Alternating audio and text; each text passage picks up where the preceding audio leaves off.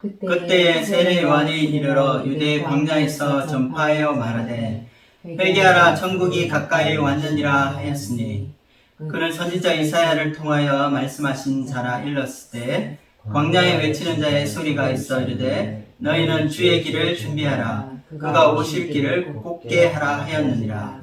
이 요한은 낙타털 옷을 입고 허리에 가죽띠를 띠고 음식은 메뚜기와 석청이었더라. 이때에 예루살렘과 온 유대와 요단강 사방에서 다 그에게 나와 자기들의 죄를 자복하고 요단강에서 그에게 세례를 받더니 요한이 많은 바리새인들과 사두개인들이 세례 베푸는 대로 오는 것을 보고 이르되 독사의 자식들아 누가 너희를 가르쳐 임박한 진노를 피하라 하더냐. 그러므로 회개에 합당한 열매를 맺고 속으로 아브라함이 우리 조상이라고 생각하지 말라. 내가 너희에게 이르노니 하나님이 능히 이 돌로도 아브라함의 자손이 되게 하시리라. 이미 도끼가 나무 뿌리에 놓였으니 좋은 열매를 맺지 아니하는 나무마다 찍혀 불에 던져지리라. 나는 너희로 회개하게 하기 위하여 물로 세례를 베풀거니와 내 뒤에 오시는 이는 나보다 능력이 많으시니 나는 그의 신을 들기도 감당하지 못하겠노라. 그는 성령과 불로 너희에게 세례를 베푸실 것이요 손에 키를 들고 자기의 타작마당을 정하게 하사 알곡은 모아 곳간에 들이고 죽정이는 꺼지지 않는 불에 태우시리라. 이때 예수께서 갈릴리로부터 요단강에 이르러 요한에게 세례를 받으려 하시니 요한이 말려 이르되 내가 당신에게서 세례를 받아야 할 터인데 당신이 내게로 오시나이까. 예수께서 대답하여 이르시되 이제 허락하라. 우리가 이와 같이 하여 모든 의를 이루는 것이 합당하니라 하시니 이에 요한이 허락하는지라. 예수께서 세례를 받으시고 곧 물에서 올라오실새 하늘이 열리고 하나님의 성령이 비둘기같이 내려 자기 위에 임하심을 보시더니 하늘로부터 소리가 있어 말씀하시되 이는 내 사랑하는 아들이요 내 기뻐하는 자라 하시니라. 아멘. 오늘 말씀은 마태복음 4번째 말씀이죠. 지난주에 우리는 예수님의 탄생에 관련된 인용된 구약의 예언의 말씀을 함께 살펴보았습니다. 모세와 같이 예수님은 이스라엘과 온 세상을 구원하시기 위해 이 땅에 오신 구원자이십니다. 이 예수님을 우리가 영원한 왕으로 우리 마음에 영접할 때 주님께서는 우리와 동행하시고 우리 안에서 구원의 역사를 완성하실 것을 믿습니다. 주님께서 우리를 영원한 하나님의 나라로 인도하실 것을 믿습니다. 마태복음 3장에 들어오면서 새로운 인물이 나오게 됩니다. 바로 세례 요한입니다. 여러분, 세례 요한이 누군지 잘 아시죠? 기독교에서 보는 세례 요한은 사역을 위해 준비하는 하나의 보조 역할을 하는 선지자로 나옵니다. 그런데 역사학자인 요세푸스의 기록에 의하면 세례 요한의 사역은 우리가 생각하는 것보다 훨씬 크고 또 유대 사회에 많은 영향력을 끼치고 있었다는 사실을 알게 됩니다. 예수님 당시 그는 예수님보다 더 유명했고 더 많은 사람들에게 알려졌다는 사실을 잘 모르는 사람들이 많습니다. 오늘 말씀 5절에 보면 예루살렘과 온 유대와 요단강 사방에서 그에게 나왔다고 말하고 있습니다. 이 세례 요한의 메시지는 강력했고 또 유대 사회에 엄청난 파급 효과를 낳았습니다. 디아스포라로 흩어진 많은 유대인들 중에 이 세례 요한의 세례는 잘 알고 있지만 예수님의 사역은 잘 모르는 사람들이 많았습니다. 예를 들어서 사도행전 18장에 보면 아볼로라는 유대인이 나옵니다. 이 사람이 에베소에 왔을 때 그를 만나준 브리스길라와 아굴라가 있습니다. 그는 말을 아주 잘했고 또 이 성경에 대해서 굉장히 능통한 지식을 가지고 있었다고 합니다. 예수님에 대해서 열심히 사람들에게 가르쳤지만 그는 요한의 세례밖에 알지 못했다고 말하고 있습니다. 그래서 브리스길라와 아굴라로부터 예수님에 대한 가르침을 받고 그는 나중에 고린도 교회에 목회자로 파송되어서 고린도 교회를 섬기게 됩니다. 이처럼 유대 땅에서 이루어지는 이 세례 요한의 사역은 엄청난 것이었습니다. 심지어 그 당시 최고 종교 지도자였던 제사장들과 바리새인들까지 그에게 나와 세례받는 일이 많았다고 합니다. 예수님이 공개적으로 사람들 앞에서 이 사역을 시작할 즈음에 세례 요한의 명성이 유대에 알려지게 되었습니다. 새로운 시대를 열기 위한 예수님의 사역은 이 세례 요한을 통해 이미 시작되었던 것입니다. 세례 요한은 하나님께서 예비하시고 보내주신 하나님의 선지자였습니다. 1절을 우리 함께 읽어보도록 하겠습니다. 그때에 세례 요한이 이르러 유대 광야에서 전파하여 말하되, 여기서 우리가 주목해야 하는 것은 그가 말씀을 전파하기 시작한 장소인 유대 광야라는 곳입니다. 광야는 황무지로 풀도 나지 않고 물도 없는 곳입니다. 그래서 사람이 살 수 없는 곳입니다. 그래서 이런 광야에서 말씀을 전파했다고 한다면 누가 듣는 사람이 있을까 우리는 생각할 수 있습니다. 하지만 유대 광야라는 의미는 그냥 데저트, 황무지가 아니라 세례 요한의 설교에 어떤 권위가 부여되었는지 설명해주는 유대식 표현이라고 우리는 말할 수 있습니다. 광야라는 것은 히브리 원어로 미드바르라고 합니다. 그런데 이 미드바르는 이스라엘 사람들에게 너무나 친숙한 단어입니다. 광야는 이스라엘 백성이 가나안 땅에 정착하기 전 40년간 하나님의 율법을 훈련받던 장소였습니다. 인간이 살 수 없는 이 광야라는 황무지에서 하나님과 동행하는 삶을 배운 이스라엘 백성들은 광야에서 하나님이 주시는 만나를 먹고 살았습니다. 만나는 하나님의 말씀을 상징합니다. 만나를 거두기 위해서는 믿음이 있어야 하기 때문이었습니다. 매일 하늘에서 비같이 양식을 내려주시겠다는 이 약속의 말씀을 믿어야 살 수 있는 곳이었습니다. 믿음이 없는 사람은 하루분 이상의 만나를 거두어 드렸습니다. 그러나 하루가 지나고 다음날 아침 만나는 모두 썩어 있어 먹을 수 없게 되었습니다. 매일 아침 하나님을 신뢰하고 믿음으로 만나를 거두어야 했습니다. 아무도 피해갈 수 없는 일용할 양식 훈련을 시키신 것입니다. 아무리 천하장사라도 먹지 않으면 살 수 없습니다. 결국 목숨과 생계와 관련된 만나 훈련을 통해 그들이 매일 하나님을 만나게 된 것입니다. 그리고 다음날 만나를 거둘 때 그들을 위해 양식을 준비하시는 신실하신 하나님의 은혜에 감사하게 된 것입니다. 그래서 유대인에게 이 광야라고 하면 하나님의 말씀이 들리는 곳이었습니다. 또한 하나님과 친밀히 동행하는 곳이 광야입니다. 그러므로 세례 요한이 이 광야에서 외쳤다고 하는 말은 하나님과 친밀한 교제를 나누며 하나님이 주신 말씀을 전했던 선지자임을 확증해주는 말입니다. 광야에서 외치는 하나님의 말씀은 능력의 말씀입니다. 하나님과 대면하여 하나님께 들은 말씀을 전하기 때문입니다. 이렇게 광야에서 하나님과 교제하며 전하는 세례 요한의 메시지는 어떤 메시지였습니까? 2절 말씀을 우리가 함께 읽어보도록 하겠습니다. 회개하라, 천국이 가까이 왔느니라 하였으니. 광야에서 들리는 하나님의 메시지는 회개하라는 회개의 메시지였습니다. 여러분, 회개하라는 뜻이 무슨 뜻일까요? 신앙생활을 하면서 우리는 너무나 익숙해진 이 회개하라는 말은 어떨 때는 그 뜻을 우리가 잘 깨닫지 못할 때가 있습니다. 회개하라는 뜻을 가장 잘 표현한 것이 있습니다. 원문 히브리어와 헬라어를 직접 의역하여 쓴 유진 피터슨의 성경 메시지라는 성경이 있습니다. 그 메시지 성경에 이와 같은 말씀이 나옵니다. 너희 삶을 고쳐라. 하나님의 나라가 여기 있다. 회개는 삶을 고치는 것입니다. 너희 삶을 고치라. 우리의 삶이 뭔가 크게 잘못되어 있다는 경고입니다.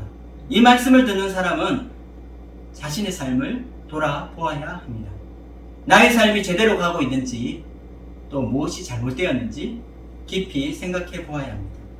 그러나 이 말씀을 윤리, 도덕적으로만 받아들이게 되면 정직하고 바르게 살라는 아주 약한 메시지가 되고 맙니다. 도덕적으로 개선된 좀 더 나은 삶을 살라고 하는 것이 아닙니다. 여기서 삶을 고치라는 말은 삶의 방향을 완전히 바꾸라는 것을 말합니다. 나의 삶의 목적과 내가 사는 이유를 바꿔야 한다는 것입니다. 하나님이 주신 말씀에 우리 거울 앞에 섰을 때 우리의 타락한 본성이 드러나게 됩니다. 걸어가시는 하나님 앞에 우리가 서게 될 때 자신의 진실한 모습을 깨달을 때가 있습니다. 내가 제대로 가고 있는지, 그리고 나는 무엇을 위해 사는지 깨닫게 해 주십니다. 내가 가고 있는 이 길이 멸망으로 가는 지름길이라는 사실을 깨닫고 우리는 놀라게 됩니다. 그래서 회개의 의미는 우리 인생의 잘못된 방향을 바로 잡는 것입니다. 자기 욕심을 쫓고 세상을 향하던 방향을 돌이켜 하나님을 향해서 가는 것을 말합니다. 여러분의 인생은 어디로 가고 있습니까? 세례요한이 우리에게 제시하는 길은 하나님 앞으로 나아가는 길입니다. 하나님의 말씀으로 삶의 기준을 삼는 그런 삶을 말합니다. 그래서 삶의 방향을 바꾸고 삶을 고치라는 말은 하나님 앞에 서 있지 않는 우리의 삶의 모든 영역에서 돌아서라는 것입니다. 우리의 삶 전체를 엄밀하게 살펴보면 하나님의 삶에 순종하는 부분도 있지만 또 하나님의 삶에 순종하지 않은 부분도 있을 것입니다. 우리 신앙뿐 아니라 삶의 전반적인 모든 것을 바꾸어야 한다는 것입니다. 회개하라, 천국이 가까웠느니라. 여기서 우리가 회개하고 방향을 바꾸어야 하는 이유가 나옵니다. 그것은 천국이 가까이 왔기 때문입니다. 천국은 Kingdom of Heaven, 하나님의 나라를 가리킵니다. 하나님 나라의 주인이신 메시아는 이제 심판장으로 오십니다. 그러므로 심판장이 이 땅에 오셨다는 말은 심판의 때가 가까이 왔다는 말이 됩니다. 그래서 10절의 세례요한은 무시무시한 말을 하고 있습니다. 10절 말씀을 읽어보도록 하겠습니다. 이미 도끼가 나무 뿌리에 놓였으니 좋은 열매를 맺지 아니하는 나무마다 찍혀 불에 던져지리라. 세례요한은 하나님의 나라가 얼마나 가까이 임박해 왔는지 그 절박함을 표현하고 있습니다. 도끼가 나무 뿌리에 이미 놓였다고 합니다. 그래서 좋은 열매를 맺지 아니하는 나무는 찍혀 영원히 꺼지지 않는 불에 던져진다고 합니다. 그렇기 때문에 우리는 우리 삶을 지금 바꾸고 고쳐야 합니다. 하나님의 나라는 여기서 말하는 하나님 나라는 장소를 말하는 것이 아닙니다. 하나님의 나라가 임했다는 것은 하나님의 통치가 임했다는 것입니다. 회개는 우리의 삶의 주인을 바꾸는 것입니다. 왕으로 오신 예수님에게 그 통치권을 내어놓는 것입니다. 하나님의 통치 아래로 들어가는 것입니다. 이렇게 하나님의 통치 아래서 살기 위해서는 우리의 삶을 돌이켜야 합니다. 부모는 아이들을 대하는 태도를 바꿔야 합니다. 아이들은 부모님을 공경하는 말과 행동으로 돌이켜야 합니다. 아내를 대하는 말과 태도, 혹은 남편을 대하는 말과 태도를 바꿔야 합니다. 직장 상사나 부하 직원에 대한 나의 태도를 바꾸는 것이 회개입니다. 나의 친구뿐 아니라 나를 대적하는 사람, 나를 비방하는 사람에 대한 태도를 바꾸는 것이 진정한 회개입니다. 유대인들에게 있어 회개는 마음의 변화만을 의미하지 않습니다. 그냥 우리가 마음으로 뉘우치고 반성하는 것으로 거치는 것은 회개가 아닙니다. 유대인들이 말하는 회개는 삶의 변화를 동반해야 하는 것입니다. 우리가 마음의 잘못을 깨닫고 뉘우치게 되는 것을 우리가 회개라고 생각한다면 우리 삶에 큰 문제가 생길 것입니다. 회개는 마음의 변화로 시작하여 우리의 삶의 변화까지입니다.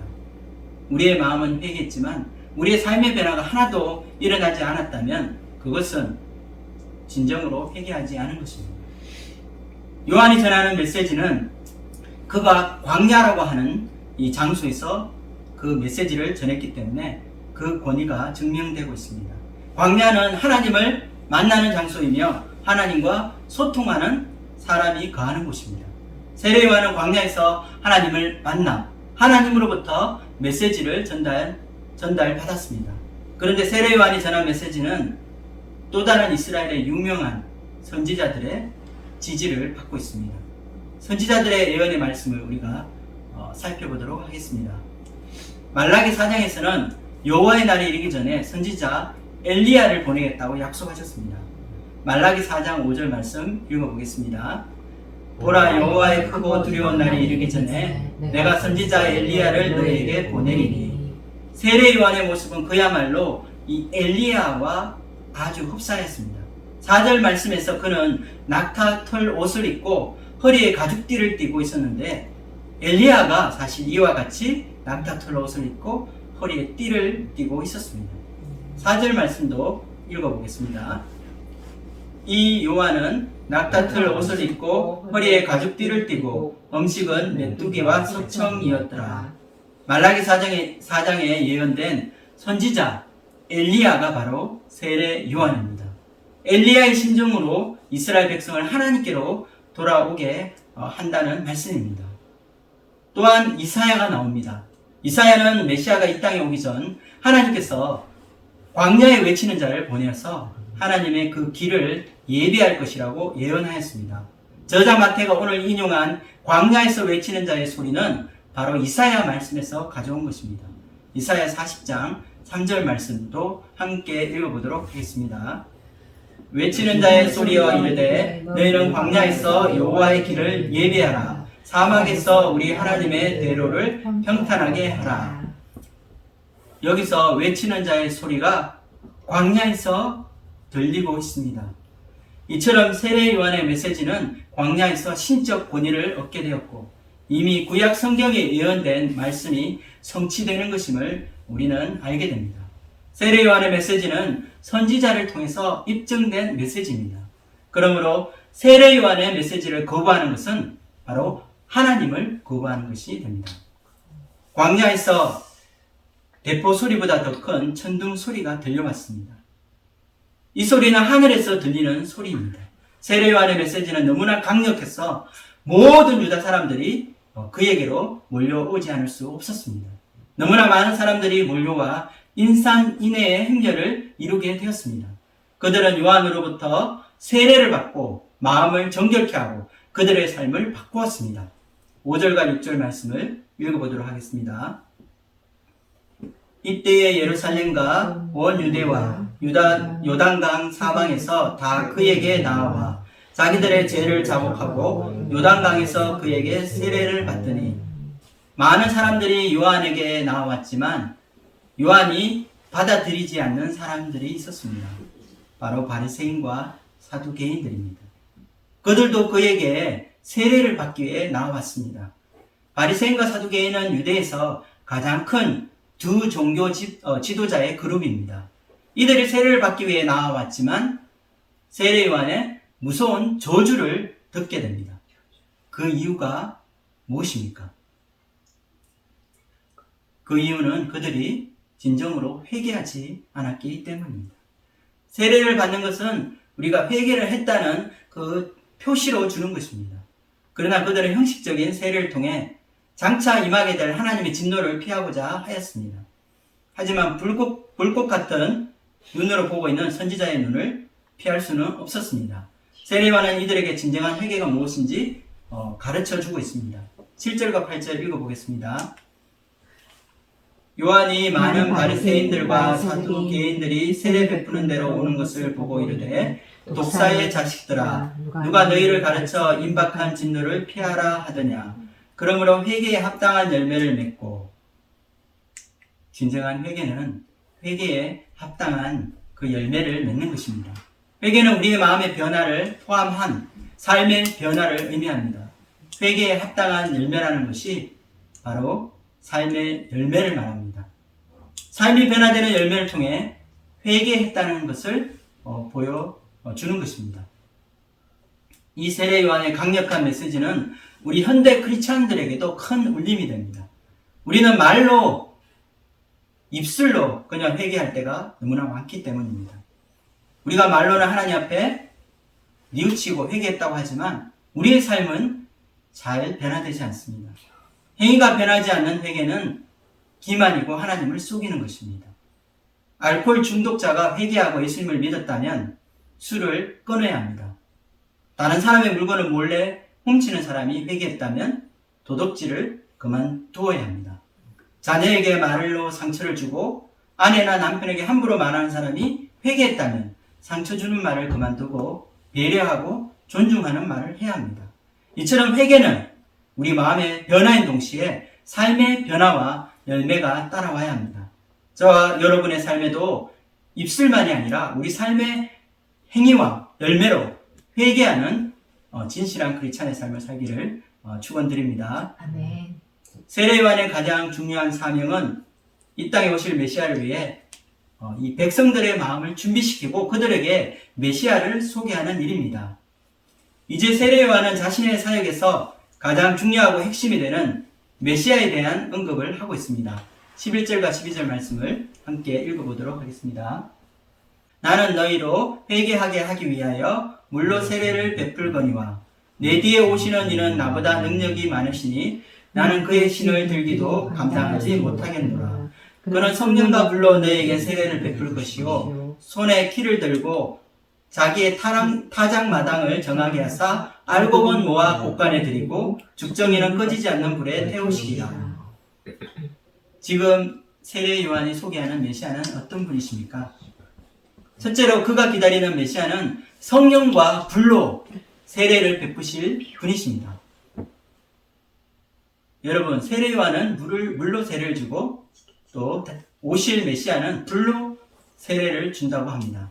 그러면 불과 물의 차이는 무엇일까요? 예를 들어서 어떤 물건이 더러울 때 우리가 물로 깨끗하게 씻는 것과 또 불로 태우는 것은 어떤 차이가 있을까요? 물로 씻는다는 것은 물리적인 변화를 의미합니다. 겉모습이 바뀌는 것입니다. 겉이 더 깨끗해지고 정결해지는 것을 말합니다. 그러나 불로 태운다는 것은 화학적인 변화로 본질적인 변화를 말합니다. 그러므로 불로 태운다는 것은 우리 내적인 변화, 본질적인 변화를 의미합니다. 자연에 있는 금광석은 금성분을 함유하고 있는 돌입니다. 그런데 이 금광석을 태워서 높은 온도에서 녹이게 되면 불순물이 빠지게 되고 순금이 됩니다. 여러분, 금에 대해서 잘 아십니까? 금에 대해 얼마나 알고 있는지 테스트하는 질문을 해보겠습니다. 금이 녹이 쓸까요? 쓸지 않을까요? 잘 쓴다. 예, 금은 녹이 쓸지 않고 늘 광택을 유지하는 금속으로 알고 있습니다. 그러나 금과 결합해서 화합물을 만드는 원소가 있다고 합니다. 그걸 텔루륨이라고 합니다. 텔루륨은 금과 화합물을 만들어 캘러버라이트라는 그런 것을 만들게 되는데, 이 캘러버라이트는 이 금이 변질되어 누렇게 돌처럼 보이게 만듭니다. 재미있는 예화가 있는데, 미국의 골드러시, 즉 19세기 캘리포니아에서 금이 발견되어서 사람들이 서부로 몰리게 되는 시대가 있었습니다. 그때 캘리포니아에 헤넌스파인이라고 하는 지역이 있었는데요. 이 지역에서 금이 얼마나 많이 발견되었던지, 그 당시에 너무 많이 발견돼서 돌보다도 더 금이 흔했다고 할 정도로 많이 발견되었다고 합니다. 그래서 사람들은 이 금을 엄청나게 채굴하고 남아있는 돌들은 다 버리거나 아니면은 돌을 만들거나 아니면 건물을 지었습니다. 그런데 나중에 알고 보니 그것들이 돌이 아니고 캘러버라이트라는 것을 알게 되었습니다. 그래서 사람들은 그 캘러버라이트 안에 있는 금을 캐기 위해서 돌을 다 부수고 빌딩을 다 무너뜨리고 하는 그런 일이 있었다고 합니다. 두 번째 질문을 하겠습니다. 금이 녹는 온도가 얼마일까요? 1000도? 네. 정확하게 말하면 1064도입니다. 이렇게 높은 온도로 용광로에 불을 지피게 되면 용광로 안에 금과 불순물이 다 녹게 되고, 또 그때 이 케미컬 작용, 어떤 화학적인 작용으로 불순물을 제거하는 순금이 됩니다. 이렇게 불은 그 본질을 바꾸게 됩니다. 금의 순도가 높아지듯이 그 본질이 정결해지고 더 순수해지는 것입니다.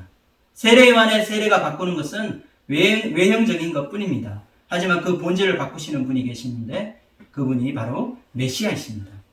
우리가 교회에서 세례를 받는 것도 마찬가지입니다. 예수님을 믿겠다고 결단한 사람에게 목사가 세례를 주면 그 사람은 세례를 받은 사람이 되고 또 교회의 교인이 됩니다. 그러나 목사가 그 사람의 그 내면까지 새롭게 바꿀 수는 없습니다. 성령 하나님께서 그 마음에 역사하셔야 합니다. 그 내면을 바꾸셔서 거듭나게 하지 않으면 겉으로 하는 그런 형식적인 의식은 사실 아무 소용이 없게 됩니다. 우리 내면의 본질적인 변화가 없다면 구원이 없기 때문입니다. 이렇게 우리를 새롭게 하시고 완전히 우리의 속사람을 녹여서 새 사람으로 만들어주시는 분이 바로 메시아이십니다. 또한 세례요한이 말하고 있는 이 메시아는 심판의 키를 들고 오시는 분이십니다. 그분은 타작마당에서 키를 들고 계신 분이십니다.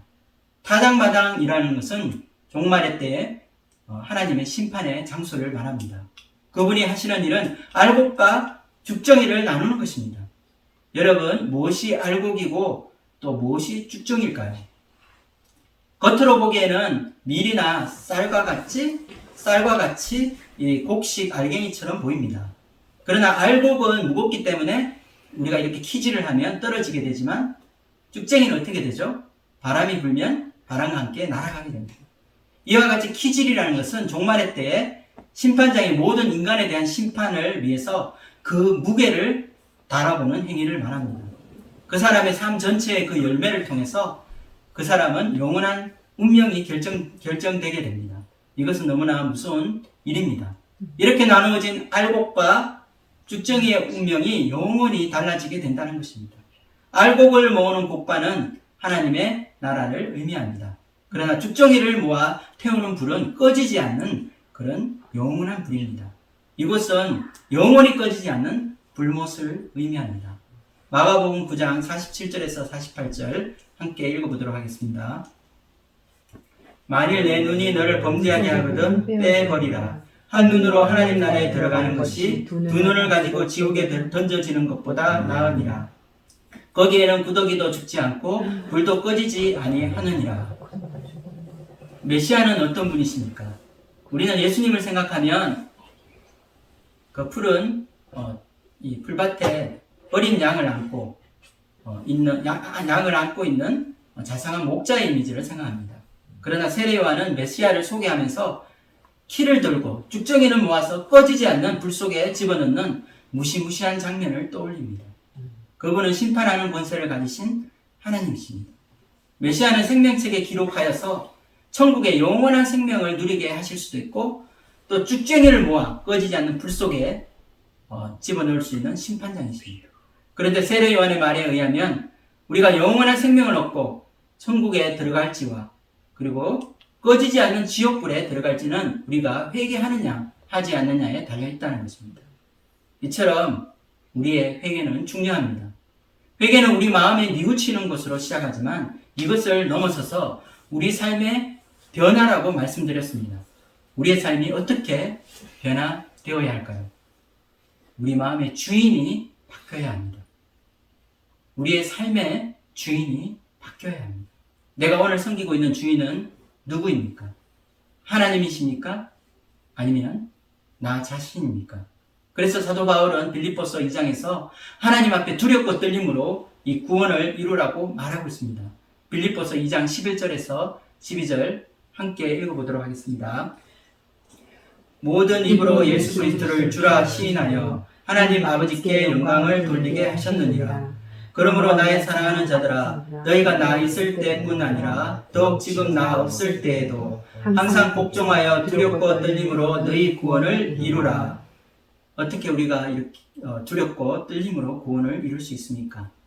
그것은 11절 앞에 있는 11절에 나와 있습니다. 우리의 입으로, 우리의 삶으로 예수 그리스도를 주로 시인하는 것입니다. 여기서 주라는 것은 주인이라는 뜻입니다. 하나님이라는 그런 뜻입니다. 예수님을 주인으로 시인하는 삶은 주님 앞에서 순종하는 삶을 사는 것입니다. 이제 세례 요한 앞에 나타나신 메시아가 등장하는 장면이 오늘 마태복음 3장의 하이라이트가 됩니다. 예수님께서는 세례 요한 앞에 나타나셔서 그에게 세례를 받고자 하십니다. 물론 세례 요한은 자신이 세례를 받아야 할 사람인데 어떻게 세례를 베풀 수 있냐고 반문하고 있습니다. 그러나 이 모든 것이 하나님의 의를 이루기 위해서 이루어져야 한다고 예수님께서 말씀하십니다. 15절 말씀 제가 읽어보겠습니다. 예수께서 대답하여 이르시되 이제 허락하라. 우리가 이와 같이 하여 모든 의를 이루는 것이 합당하니라 하시니 이에 요한이 허락하는지라. 여러분, 예수님이 세례를 받으시는 것에는 신학적인 오류가 있을 수 있습니다. 무슨 말이냐면 6절과 11절을 보면 요한의 세례가 죄사함을 위한 회개의 세례임을 우리는 알 수 있습니다. 즉 요한이 세례를 베푸신 것은 그 죄를 사하기 위해서 회개하도록 하기 위한 세례입니다. 그런데 예수님은 죄가 없으신 분이십니다. 죄가 없으신데 어떻게 이 세례 요한의 회개의 세례를 받을 수 있을까요? 히브리서 4장 15절에는 예수님은 우리와 똑같이 시험을 받으셨지만 죄는 없으시다고 나와 있습니다. 그렇다면 예수님은 왜 세례를 받으시는 것일까요? 그것에 대한 설명으로 예수님이 하신 말씀이 있습니다. 예수님은 자신이 세례를 받는 것이 모든 의를 이루는 것이라고 말씀하십니다. 여기서 의라는 것은 하나님의 의를 말합니다. 하나님의 의를 이룬다는 말이 무슨 뜻일까요? 하나님의 의로우심은 여러 가지 방법으로 나타날 수 있습니다. 그런데 가장 중요한 것은 예수님께서 우리를 위해 대신 죽으심으로 하나님의 공의를 이루어지게 하는 것임을 우리는 알 수 있습니다. 하나님은 우리 인간을 사랑하시지만 인간이 지은 죄를 그냥 없던 것으로 간과할 수 없습니다. 왜냐하면 하나님의 공의에 어긋나기 때문입니다. 하나님의 공의는 잘못한 것은 벌을 받아야 되고 죄의 대가를 지불하는 것입니다. 그런데 예수님께서 이 땅에 오셔서 인간이 당해야 할 죄의 대가를 대신 받으심으로 하나님께서 인간을 구원할 근거를 만들 수 있게 된 것입니다. 죄 있는 인간을 대신해서 하나님의 아들이신 예수님이 죽으심으로 우리 인간을 구원하실 수 있게 되었다는 말입니다. 죄에 대한 대가를 하나님의 아들이 지불하심으로 하나님의 공의가 만족되었습니다. 죄인을 사랑하시는 하나님의 사랑이 인간을 구원하시게 되므로 하나님의 의로우심이 나타나게 된 것입니다. 그러므로 이제 예수님께서 세례 받으시는 것은 인류를 대신해서 죄의 대가를 지불하시기 위해서 받으신 거라고 우리는 생각해 볼 수 있습니다. 그렇다면 세례 받으시는 것과 또 죄의 대가를 지불하는 것은 어떤 상관이 있을까요? 예수님이 세례 받으시는 것은 죄인으로 하나님이 진노 아래 있는 인간을 대표해서 세례를 받으시는 것입니다. 세례는 우리가 알다시피 물속에 들어갔다가 나오므로 우리의 죄를 물로 깨끗하게 씻는 것입니다. 물속에 들어갈 때 우리의 옛사람은 죽게 됩니다. 그리고 예수님이 십자가에 죽으심으로 우리 인류 모두가 죽은 것입니다. 물속에서 나오는 것은 부활을 의미합니다. 우리가 새 생명으로 다시 사는 것입니다. 예수님은 모든 인간을 대표해서 죽음의 세례를 대신 받으시고 다시 살아나심으로 우리를 구원하셨습니다. 예수님이 물속에 들어갔다가 올라오실 때 하늘이 열리고 하늘에서 비둘기 모양의 성령님께서 내려오셔서 예수님 머리 위에 임하셨다고 말씀하고 있습니다. 16절과 17절 함께 읽어보도록 하겠습니다. 예수께서 세례를 받으시고 곧 물에서 올라오실새 하늘이 열리고 하나님의 성령이 비둘기같이 내려 자기 위에 임하심을 보시더니 하늘로부터 소리가 있어 말씀하시되 이는 내 사랑하는 아들이요 내 기뻐하는 자라 하시니라. 여기서 우리는 성령님이 비둘기의 모양과 같이 임하셨음을 살펴보았습니다. 즉 성령님이 내려오시는데 비둘기의 모양을 가지고 내려오셨습니다. 현대인들에게 있어 이 비둘기라고 하면 떠오르는 이미지가 있습니다. 바로 평화입니다. 예, 피스입니다. 하지만 과연 2000년 전 1세기 당시 유대인들에게 이 비둘기는 어떤 의미가 있었을까요? 성경에 나오는 비둘기는 대부분 제사의 형식에서 나옵니다. 유대인들이 속죄 제사를 위해 양이나 소나 혹은 염소를 가져왔는데 사실 이것들은 굉장히 값이 비싼 것들이었습니다. 자신의 죄를 용서받기 위해 소 한 마리를 바치는 것이 일반 시민에게는 부담스러울 수 있습니다. 우리나라의 한우를 생각해 보면 우리가 이해하기 쉽습니다. 한우 한 마리 값이 엄청 비쌉니다. 죄를 지을 때마다 집에 기둥뿌리를 뽑아야 한다면 쉽지 않은 일입니다. 가난하기 때문에 죄를 용서받을 수 없고 또 제사 드릴 수 없다고 하면 이것 또한 억울한 일입니다. 그래서 이 당시 가난한 평민들을 위해서 레위기에서는 양이나 소 대신에 비둘기로 제사를 드릴 수 있게 해주었습니다. 가난한 일반인들을 위한 하나님의 배려입니다. 레위기 5장 7절 말씀을 읽어보도록 하겠습니다. 만일 그의 힘이 어린 양을 바치는데 미치지 못하면 그가 지은 죄를 속죄하기 위하여 산비둘기 2마리나 집비둘기 새끼 2마리를 여호와께로 가져가되 하나는 속죄 제물로 삼고 하나는 번제물로 삼아. 여기서 우리는 가난하고 경제적인 여유가 없는 일반 유대 백성들이 성전에서 매번 제사 드린 것이 바로 비둘기였다는 것을 기억할 수 있습니다. 그래서 그들이 생각하는 비둘기 이미지는 바로 속죄의 이미지였습니다. 죄를 사하는 그런 제물로 비둘기가 사용된 것입니다. 성령님이 비둘기 모양으로 예수님 위에 내려오신 것은 예수님이 우리의 죄를 대속하시기 위해 오셨다는 것을 상징해 줍니다. 예수님은 죄가 없으시지만 인류를 대표해서 제사함의 세례를 먼저 받으시고 우리로 하여금 예수님을 따라오게 하셨습니다. 우리가 예수님을 따라서 세례를 받을 때에 우리도 예수님의 십자가와 이 부활을 체험하게 될 것을 보여주고 있습니다. 우리가 세례 받을 때를 생각해 보십시오. 물속에 들어갈 때 우리의 옛사람은 죽게 됩니다. 그리고 물속에 나올 때 우리는 새 사람이 되어서 부활하게 됩니다. 물에 씻어 우리의 모든 죄가 제사함을 받고 우리의 죄가 용서함을 받고 예수님과 같이 하나님의 아들과 딸로서 부르심을 받아 자녀가 되는 권세를 누리게 됩니다. 이때 우리는 성령님을 선물로 받게 되는데 예수님이 물속에서 올라오실 때 임하신 그 동일한 성령님이 우리가 세례받고 하나님의 자녀가 되었을 때 우리 머리 위에도 임하게 되는 것입니다. 우리는 예수님과 함께 세례를 받았습니다. 우리의 옛사람은 죽고 새 생명으로 거듭나게 되었습니다. 성령님이 우리 위에 임하심으로 우리의 삶은 주님과 연합하게 되었습니다. 하나님이 거하시는 성전이 되어서 영원히 함께하는 삶을 살게 되었습니다. 예수님과 함께 세례받는 우리의 삶은 예수님이 함께 하시는 삶이기 때문에 소중한 삶입니다. 그래서 나의 삶을 항상 이 성령님 안에서 새로운 눈으로 보아야 합니다. 나의 현실이 어렵고 답답할 때가 있을지라도 나는 하나님의 자녀이고 하나님께서 나의 삶을 돌보아 주실 것입니다.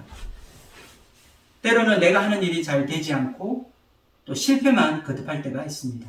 그러나 그때도 낙심해서는 안 됩니다. 내가 부족하고 연약하여 실수하고 넘어지더라도 자신에게 실망해서는 안 됩니다. 왜냐하면 나는 새 생명을 받은 하나님의 자녀이기 때문입니다. 우리는 바로 예수님처럼 하나님의 사랑하는 아들이요 하나님이 기뻐하시는 자들이기 때문입니다. 오늘 말씀을 정리하겠습니다. 광야에서 외치는 세례 요한의 메시지는 하나님과 동행하며 하나님의 이 권위로 전하는 것이었습니다. 또한 선지자 말라기와 이사야를 통해서 예언되고 입증된 하나님의 메시지였습니다. 그러므로 우리는 이 세례 요한의 메시지를 듣고 하나님의 말씀으로 받아야 합니다. 세례 요한의 메시지는 회개의 메시지입니다. 우리의 회개는 우리 마음의 변화뿐 아니라 우리 삶의 변화가 함께 따라와야 합니다. 우리의 삶의 변화는 예수님을 나의 인생의 주인으로 모시고 우리 삶 가운데 순종할 때 일어나게 됩니다. 나의 삶의 모든 영역에서 주님 앞에 순종하는 삶을 살아갈 때 우리는 진정으로 하나님 앞에 회개에 합당한 그 열매를 맺는 삶을 사는 것이 될 것입니다. 예수님은 죄가 없으심으로 죄사함의 이 세례를 받으실 필요가 없으시지만 우리 모든 사람, 우리 인류를 대신해서 우리를 위해서 세례를 받으셨습니다. 예수님은 세례를 통해서 우리가 물속에 잠길 때 우리의 옛사람이 죽었으며 또한 물속에서 올라올 때 우리의 새로운 생명으로 우리가 다시 태어나게 되었음을 보여주셨습니다. 예수님의 세례는 바로 예수님의 죽으심과 부활을 미리 보여주시는 것입니다. 예수님이 올라오실 때 하늘이 열리고 비둘기 같은 모양으로 성령님께서 임재하셨습니다.